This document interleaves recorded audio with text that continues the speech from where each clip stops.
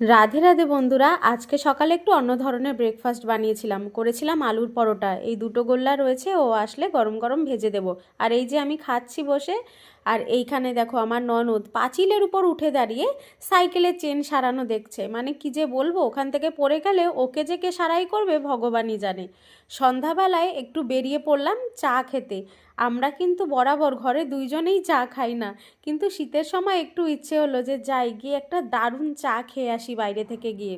বাইরে বেরিয়ে তো দেখছি বাবা, এ কি ঠান্ডা, মনে হচ্ছে পুরো কাশ্মীরে চলে এসেছি। ঘরের মধ্যে থাকলে ঠান্ডার অনুভব সেরকম করাই যায় না। আর যবেতে মা জগদ্ধাত্রী জলে পড়েছে তবেতে ঠান্ডার অনুভবটা একটু বেশিই হচ্ছে। যাই হোক, কখনো এই দোকানটাকে আমি ফাঁকা দেখি না, সব সময় এই দোকানে ভিড় লেগেই থাকে।